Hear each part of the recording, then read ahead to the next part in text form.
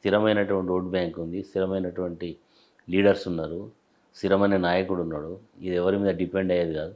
ఎందుకు బీఆర్ఎస్ పోయి బీజేపీలో కలవాల్సిన అవసరమే ఉంది. అంతా కూడా అసందర్భమైనటువంటి మాటలు తప్ప ఇల్లేముండదు. ఆయన ఏ రకంగా మాట్లాడి నేను చూడలేదు. అట్లాంటిది ఉండదు. ఈ పార్టీ డెఫినెట్గా తెలంగాణ అస్తిత్వం కొరకు, భారతదేశ రాజకీయాలలో వచ్చేటువంటి భవిష్యత్తులో జరిగే రాజకీయ మార్పులకు కేంద్రబిందువుగా ఉంటుంది. డెఫినెట్గా పనిచేస్తుంది. మొన్న జరిగినటువంటి బీఆర్ఎస్ సభకు సంబంధించి చాలా వరకు కూడా కేటీఆర్ని ప్రెసిడెంట్ చేసే అవకాశం ఉంటుందని చాలామంది నాయకులు అనుకున్నారని సార్, నిజమేనది? కేసీఆర్ ఆల్రెడీ ప్రెసిడెంట్ అయినా, వర్కింగ్ ప్రెసిడెంట్ ఉన్నాడు కదా. అలా ఆ సభది అధ్యక్షుని కొరకు పెట్టిన సభ కాదు, ఒక రజతోత్సవ సభ. పట్టాభిషేకం కూడా అవుతుంది. ఏది పట్టాభిషేకం? ఏదైనా రాజుల కాలం పట్టాభిషేకం కానీ అవన్నీ ఏముండవు. పట్టాభిషేకాలు గిట్టాభిషేకాలు ఏముండవు. కేసీఆర్ గారు అధ్యక్షుడు, ఈయన ఒక 6.5 అధ్యక్షుడు. రేపు ఎన్నికలు వచ్చినప్పుడు, పరిస్థితులు వచ్చినప్పుడు కేసీఆర్ గారు ఏం చేయాలనుకున్నా మళ్ళీ అల్టిమేట్గా పార్టీ. మీకుందా సార్ ఇన్ఫర్మేషన్ ఉండొచ్చా కేటీఆర్ అంటే భవిష్యత్తులో ఆయనే పార్టీని నడిపిస్తాడు, ఆయనకే పగ్గాలని కూడా? అట్లేం ఉండదు. కేసీఆర్ గారు యాక్టివ్ రోల్ ఉన్నప్పుడు ఇప్పుడే అది ఆ చర్చకి అవకాశం ఉండదు. కేటీఆర్ కూడా సమర్థుడైన నాయకుడే. చాలా మంది చెప్తున్నారు అంటే బీఆర్ఎస్ నుంచి బయటికి పోయిన నాయకు పొంగులేటి శ్రీనివాసరెడ్డి మంత్రి కూడా గతంలో చాలాసార్లు చెప్పడం జరిగింది, ఉండన్నా నేను కాబోయే ముఖ్యమంత్రి నేనే ఉండు, అన్నీ చేద్దాము, నెక్స్ట్ నేనే తీసుకుంటా పార్టీ అని అన్నాడు, కానీ అవ్వలేదని. ఉండొచ్చు అంటే డెఫినెట్గా ఇప్పుడు మనం ఎక్కడ జరుగుతలేదు చెప్పండి. జనరల్గా తండ్రి ఉన్నప్పుడు తండ్రి తర్వాత నేనే వస్తా అని ఒక భావన ఉండొచ్చు. ఆయన అట్లాంటి మాట మరి ఎప్పుడు ఆయనకి ఎప్పుడు చెప్పినా మరి శ్రీనివాసరెడ్డి నాదులు జనరల్గా ఉంటుంది. రాజకీయాల్లో ఉన్నప్పుడు ఎవరికైనా ఆస్పిరేషన్స్ ఉంటాయి, కోరికలు ఉంటాయి, కావాలనే లక్ష్యం ఉంటాయి, ఉండొచ్చు. అలా తప్పేముంది, వాటి నథింగ్ కదా. ఆంధ్రప్రదేశ్లో జగన్మోహన్ రెడ్డి, షర్మిల సీను తెలంగాణలో కూడా రిపీట్ అయ్యే అవకాశం ఉంటుందా సార్? ఈ కేటీఆర్కి, కవితకి ఆమె కూడా నేను కూడా తగ్గేది లేదు అనే విధంగా ఆమె కూడా ఉంది, ఆమె వైఖరి అట్లాంటిది ఏముండదు. అట్లాంటిది ఏముండదు. కలిసి పని చేస్తుంటే అందరూ ఎవరి స్థాయిలో ఆమె ఎమ్మెల్సీ ఉంది, ఎమ్మెల్యేగా ఉన్నాడు, పార్టీ ప్రెసిడెంట్ ఉన్నాడు, ఆమె ఎంపీ చేసింది, అవన్నీ ఏముండవు. ఇదంతా అందరికీ ఇట్లా ఉంటే బాగుండు, వీళ్ళు బాగా పంచాయతీ పెట్టుకుంటే బాగుండదు. చాలామంది కోరికలు ఉండొచ్చు, కానీ ఆ కోరికలు నెరవేరచ్చు. పంచాయతీ అయితే ఉంది కదా సార్ భవిష్యత్తులో? ఏం పంచాయతీ? ఈ పదవి కోసం ఎందుకైతే పంచాయతీ? ఇప్పుడు ఇది ఒక రకానికి మాట్లాడితే ఎవరైతారు, ఒక ఉదాహరణకు ఇక్కడ ఇప్పుడు మనం చెప్పుకునే హిస్టరీలో ఎవరైతారు, కొడుకే అవుతాడు, తండ్రి కొడుకే అయితే డెఫినెట్గా అది ఎవరు ఇప్పటివరకు చూడండి. ములాయం సింగ్ కొడుకు అఖిలేష్ యాదవ్ అయ్యిండు, ఫరూక్ అబ్దుల్లా కొడుకు వాళ్ళ కొడుకు ఉమర్ అబ్దుల్లా అయ్యిండు, అయిందాగా లేదా? కరుణానిధి కొడుకు స్టాలిన్ అయ్యిండు. అవును, అవుతాడు. ఊరికే దాని మీద పెద్ద చర్చ ఎందుకు? అవసరం వచ్చినప్పుడు ఆయన అవుతాడు. ఊరికే దాని మీద అవసరం వచ్చింది. ఇప్పుడు హరీష్ రావు ఆయన యూటర్న్ తీసుకోవడం కానీ మారితే పరిస్థితి ఎట్లుంటుంది సార్? అది మారడే మీరు అందరూ అనుకుంటున్నారు. ఎందుకు మారతాడు? ఆయన కూడా ఉంటుంది కదా సార్, ముఖ్యమంత్రి కావాలని ఉంటుంది. నేను చెప్పినా కదా, ఇప్పుడు హిస్టరీలో ఇదంతా మనకు కనబడుతున్నటువంటిది. ఇప్పుడు సమీపంలో ఇప్పుడు అన్నీ నేను చెప్పిన కూడా లైవ్ ఎగ్జాంపుల్స్. మరి అక్కడ లేని అతీతమైనటువంటిది ఇక్కడ కూడా ఎందుకు వస్తుంది? కాదు కదా.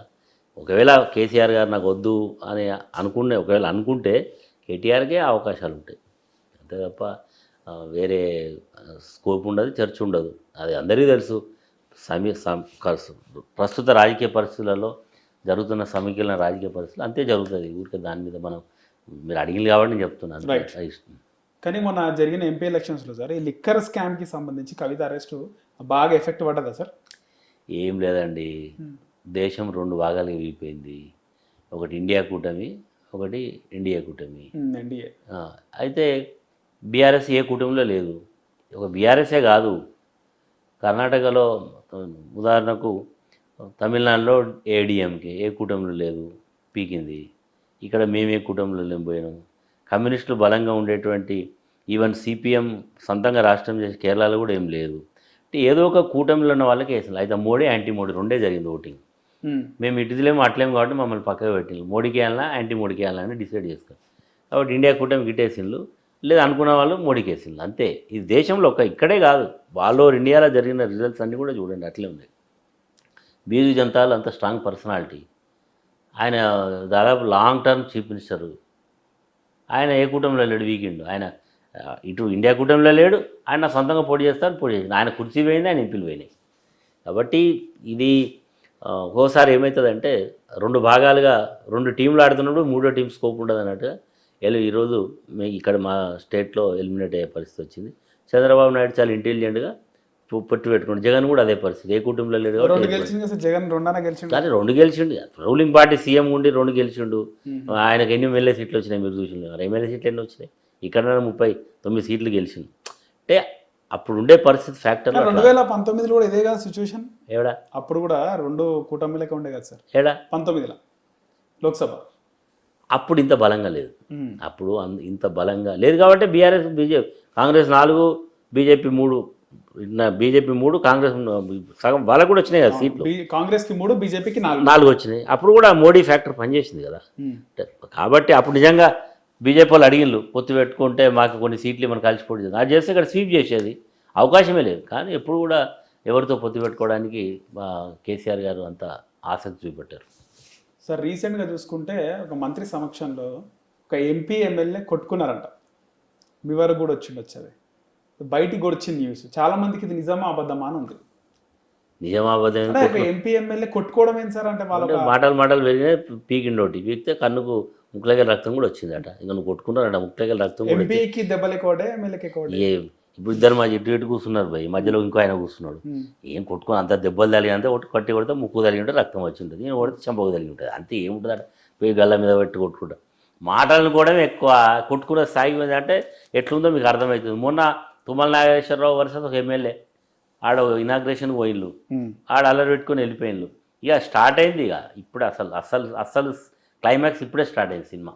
ఇక వీళ్ళ తిట్టుకునుడు కొట్టుకునుడు ఇవన్నీ నడుస్తుంటాయి. ఇక సో మీరు ఆరాధిస్తే రీజన్ దేని గురించి అని తెలిసింది సార్? ఏముంటుంది, ఏముంటుంది. ఈయన కృష్ణమోహన్ రెడ్డి ఇలా గెలిచిన పోయిండు. ఆల్రెడీ అక్కడ ఒక కాంగ్రెస్ ఓడిపోయినా ఉన్నాడు, ఆయన అటు సైడ్ తీసుకున్నాడు. అరే నేను వచ్చిన కదా పోయి నాది ఉండాలి ఇంపార్టెన్స్, ఈయన అంటే నేను విడిచిపెట్టాలని ఏదో అంతే ఉంటుంది ఆర్గ్యుమెంట్ సేక్లో. మాట పెరిగింది, ఓటు వేసిండు నేను, మళ్ళీ ఈయన ఒకటి ఆయన వేసుకున్నాడు. మధ్యలో ఆయన ఆగబట్టిండు, మధ్యలో సంపత్ కుమార్ అన్నాడట, అరే నక్కోపోయి మంత్రి గారు ఏమనలేదా? ఏమంటాడు, ఇట్లా కొట్టుకుంటే ఇట్లా పోయి ఆయన ఇల్లు ఇవ్వలేరు పోయి. ఇదంతా ఎంత ఒక సినిమా తీయాలంటే ఆర్టిస్టులు వచ్చినట్టు జమైన వాళ్ళు వీళ్ళంతా రియల్ కాంగ్రెస్లో లేవు. వీళ్ళంతా ఏంటంటే ఆ టైంకి అంతా కలిసిన వాళ్ళు, వీళ్ళకి ఎవరికి కమిట్మెంట్ లేదు. మళ్ళీ ఇది ఫెయిల్యూర్ సినిమా అంటే ఇప్పుడు ఎక్కడ పోతాడో రేపు మీరు చూస్తుండండి. ఈ దుకాణం బంద్ అయ్యేటప్పుడు మళ్ళీ పోయి ఎక్కడెక్కడ వాళ్తాయి ఈ పక్షులని పోయి చూస్తుండండి మీరు. అన్ని వీళ్ళందరూ కమిట్మెంట్ ఉన్న వాళ్ళు కాదు, ఉంటారని నమ్మకం కూడా లేదు. సో రేవంత్ రెడ్డి కూడా పెద్దరికం లేదంటారు, ఆ స్థాయి రావట్లే అంటారు. ఇంకా పెద్దరికం మీరు విజువల్ చూడండి. క్యాబినెట్ మీటింగ్ అయితే సీఎం వస్తున్నట్టు ఎవరు కలిసి లేచేటోళ్ళు లేడు, ఎమ్మెల్యేలు కూడా లేస్తలేరు. అంటే పెద్దరికం ఏ స్థాయి ఉందో మీరు అర్థం చేసుకోండి. నేను కూడా పబ్లిక్లో అయిపోయినా సీఎం అంటే ఆయన మనకి ఇష్టం లేకపోయినా కుర్చీకి ఆయన ఉండే హోదాకి గౌరవం ఇవ్వాలి. ఎవరు లేతలేరు, ముచ్చట్లు పెట్టుకోండి, ఇట్లా కాళ్ళు ఒప్పుకుండా ముచ్చట్లు పెడతాం, అంత పెద్దరికం ఉంది ఆయన. ఇదే మాట సార్, అంటే ఆ కుర్చీకి ఆ హోదాకి గౌరవం ఇవ్వాలన్నారు. సేమ్ ఇక్కడ కేసీఆర్ గారు కూడా ఇవ్వాలి కదా సార్ ఆ కుర్చీకి. ఎవరికి? ఆ కుర్చీకి గౌరవం ఇచ్చిండు కదా, ఇచ్చిండు కాబట్టి. అంటే పేరు తీయకుండా ఎందుకు ఇస్తాడు? ఎందుకు అంటే తీయాలి మరి. మీకు కావాలి కేసీఆర్ లేచి రేవంత్ రెడ్డి ఈ కడుపులో పేగులు తీస్తా, నీ గుడ్లు వీక్తా, నేను పొడుస్తా ఇడుస్తా అంటే మంచిగా ఉంటుందా? ఆయన ఉందాగా మాట్లాడిండు. ఇంకా వస్తున్నది, ఇంకా సినిమా స్టార్ట్ కాలే. మీరు మొన్న చూసిన ట్రయల్, ఇంకా అసలు సినిమా ముందున్నది, ట్రైలర్ సినిమా ఉన్నది, అసలు సినిమా ముందున్నది. అక్కడ చూపెడతాడు ఏందో. ఇప్పుడు ఆయన ప్రతిపక్ష నేతగా కేసీఆర్ గారు ఆ ఫామ్ హౌస్లో ఉండడం ఎంతవరకు కరెక్ట్ అంటారు సార్? అరే ఎవరికి ఏదో ఒక వ్యాపకం కావాలి, ఏదో ఒకటి చేయాలి. రోజు వచ్చి మాట్లాడాలా? ఇప్పుడు ఎప్పుడు మాట్లాడాలా? కొత్తగా మీరు మాట్లాడిన తొందరపడుతుంది పోయి, ఏడాది కూడా కాలేదు కేసీఆర్ అవుతలేడు నిన్నదాకా మళ్ళీ ఇటు పక్కన ఉంటాడు. కాబట్టి ఆయన ఏదో ఒక రకంగా ఆయనకుంటే స్ట్రెస్ను, ఆయనకుంటే దాన్ని ఆ రకంగా వ్యవసాయం చేసి ఒక వ్యవసాయ బిడ్డ, రైతు బిడ్డ కాబట్టి అట్లా నడిపిస్తున్నాడు. దానికి కూడా తప్పు పడితే ఎట్లా మనం? మరి ఏం చేయాలి? రోజు వచ్చి తుమ్కిత్తా అమ్కిత్తా అనలేడు కదా, ఆయన ఒక స్థాయి లీడర్ కదా. కాబట్టి ఆయన అక్కడ ఉండి వ్యవసాయం చేస్తున్నాడు. మరి ఈయనేం చేస్తున్నాడు? ఈ సీఎం ఎంతమంది కేసీఆర్ రోజు విమర్శించేది, ఆయన ఫామ్ హౌస్ లో జానారెడ్డి కేశవరావుతో అదే కాదు, అదే పెడతాడు జానారెడ్డికి. ఆయన వాళ్ళు ఏమన్నాడు, ప్రగతి భవన్ ప్రజాభవన్ చేస్తా, రోజు అర్జీలు తీసుకుంటా, ఆడ మంత్రులను పెడతా, నేను కూర్చుంటా పొడుస్తా అన్నాడు. ఆరంభ శూరత్వం 4 రోజులు చేసిన దుకాణం బంద్ అయిపోయింది. ఇప్పుడు ఆయన సెక్రటరీకి వచ్చేది, సెక్రటరీ ఇంత మంచి కట్టిండు ఎప్పుడు వస్తాడు? మరి ఈయన ఎందుకు పోతున్నాడు సెక్రటరీ? రేవంత్ రెడ్డి ఎప్పుడు సెక్రటరీ పోయిండా? కూర్చుంటుండా? మాటలు చెప్పడం మస్తుగా. ఎంతమంది ఎమ్మెల్యేలు మంది ఇంటర్వ్యూలు ఇస్తుండే ఈయన ఎమ్మెల్యేలు కలవడం, మంత్రులు కలవడం, కేసీఆర్ని విమర్శించాడు. రేవంత్ రెడ్డి ఎంతమందిని కలుస్తున్నాడు? సాక్షాత్తు నాకు ఆఫ్ ది రికార్డ్ చెప్తున్నా, సరే. ఒక సీనియర్ మంత్రి కలవడానికి అపాయింట్మెంట్ అడిగితే దాదాపు 15 నెలల రోజుల నుంచి అడిగితే అపాయింట్మెంట్ ఇస్తలేడట. సీనియర్ మంత్రి, ప్రధాన మంత్రి సీఎం కలిసి మాట్లాడేది ఉందంటే నో అపాయింట్మెంట్. మీరు అన్నట్టు ఆ రోజు చైర్లకి ఆయన కూడా లేవలే అనుకుంటా. ఎవరు లేవలే అవన్నీ నేను చెప్తాను. మీరు విజువల్స్ కనబడి ఎవరు లేవలే, ఒక్కడు కాదు అందరూ లేవలే. నేను అందరు ఎవరు లేవలే, ఒక్క మనిషి కూడా లేవలే. కనీసం లేచినట్టు కూడా యాక్షన్ చేయాలి. ఒక మంత్రి అపాయింట్మెంట్ అడిగితే అపాయింట్మెంట్ ఇస్తారట. ఆ మంత్రిని చూస్తే మరి ఆయన కుర్చీకి నాకు ఖతరా తెస్తుండని అనుకుంటున్నాడు, ఏమనుకుంటున్నాడు, ఆయన ఢిల్లీలో ఏం చెప్పిండు, మంత్రి అపాయింట్మెంట్ నో అపాయింట్మెంట్. మంత్రికి అంటే ఇది చెప్పడం చాలా సులువు, ఆచరణ పెట్టడం అనేది తెలుస్తుంది. మన మంత్రివర్గ విస్తరణ ఎందుకు ఆగిపోయింది సార్? మీకున్న ఇన్ఫర్మేషన్ ప్రకారం ఎందుకు ఆగిపోయిందంటే అడిగేటోళ్ళు 10 మంది 15 మంది, ఆడ ఉన్నాయి 6 ఖాళీలు. ఈయన ఒక పేరు చెప్తాడు రేవంత్ రెడ్డి, బట్టి విక్రమార్క ఒక పేరు చెప్తాడు, ఉత్తమ్ కుమార్ రెడ్డి ఒక పేరు చెప్తాడు, జానారెడ్డి ఒక పేరు చెప్తాడు. ఈ చెప్పే పేర్లలో ఎవరికి ఏకాభిప్రాయం వస్తలేదు. అది కదిలిస్తే తెనతెట్టం కదిలించినట్టు ఇంకెందుకు వచ్చిన పిల్లలాట ఉన్నది పెట్టి నడిపిద్దామని నడిపిస్తుంది. హైకమాండ్ అక్లాయిస్తున్నది. ఇట్లనే నడుపుతుంటారు మీరు రోడ్లు. నడిపి ఆఖరికి అసలు ప్రాణానికి అసలు ప్రాణం పోతుంది. కొత్త కృష్ణుడు వస్తాడు రాసి పెట్టుకొని. 5 years లోపేనా సార్, లేకపోతే అంటే 5 ఏళ్ళ దాకా నువ్వు కాసి ఉన్నదా? క్యాబినెట్ ఎక్స్పాన్షన్ జరుగుతలేదంటే ఇండికేషన్ ఏంటంటే ఏదో సంథింగ్ రాంగ్, ఏదో ఉంది, ఇంకా ఉందనే లెక్క. అది కాంగ్రెస్ లెక్క అన్నట్టు. అది అంతే. కాంగ్రెస్లో కవర్లో పేరు వస్తుంది అంటారు. అయితే వస్తుందో లేకపోతే ఏకాభిప్రాయం వస్తుందా? సీఎం పేరు ఈయన అందరూ ఒప్పుకున్నారు, రేవంత్ రెడ్డి ఒప్పుకోలేదు కదా. అల్టిమేట్గా పేరు వస్తుందో ఏమొస్తుందో ఇవాళ యాజ్ యూజువల్గా వచ్చేదైతే సీల్ కవర్ పేరే. ఓకే సార్, ఇప్పుడు విజయశాంతికి హోమ్ మినిస్టర్ ఇస్తారని కూడా బాగా వినబడ్డది. అది కూడా ఏమైనా ఎఫెక్ట్ ఉండొచ్చా? అది కూడా ఏంటిది సినిమా విజయశాంతి ఓసే రామలమ్మ సినిమా చూసినట్ట? ఇది రియాలిటీ. అంటే ఆమె ఉద్యమంలో ఉన్నది కీలక. ఏమని ఉండొచ్చా అండి? ఆమె అసలు ఒక రకంగా ఏం తెలుసు అంటారా? తెలుసు అని అంటలే నేను. అంటే ఇప్పుడు మనం మాట్లాడితే మళ్ళీ నాకేం తెలుసు అంటాడా మాట్లాడతారు. అంటే సినిమా జీవితం వేరు, రాజకీయ జీవితం వేరు. ఒక మంత్రి అసలే అనుభవం లేని వాళ్ళు అక్కడ క్యాబినెట్లో ఉన్నారు, అనుభవం వాళ్ళు తక్కువ ఉన్నారు. ఈ పరిస్థితులలో మళ్ళీ హోమ్ మంత్రివర్గంలో తీసుకుంటాను కాకుండా హోమ్ శాఖ కూడా డిసైడ్ చేసి ఎవరు డిసైడ్ చేయాలి? బయట ఇట్లాంటి మీడియాలో వచ్చేట్టు కథనాలే. నాకు తెలిసి విజయశాంతిని క్యాబినెట్లో తీసుకునే అవకాశం ఉండదని నా వ్యక్తిగత అవకాశం ఉండదు. ఎందుకంటే మనం అనుకునే యాంగిల్లో వాళ్ళు ఎందుకు ఆలోచిస్తారు? వాళ్ళు ఆలోచించే యాంగిల్ వేరే ఉంటుంది. వివేక్కి రాజగోపాల్ రెడ్డికి వచ్చే అవకాశం ఉంటుంది కదా? అయిపోయింది కదా వాళ్ళిద్దరికి. రాజగోపాల్ రెడ్డికి ఇవ్వాలంటే వెంకటరెడ్డిని తీయాలనేది ఒకటి డిమాండ్. వివేక్ ఆల్మోస్ట్ వాళ్ళు రేవంత్ రెడ్డి ఆయన బుధం మీద పెట్టి కొడుతున్నాడు కదా.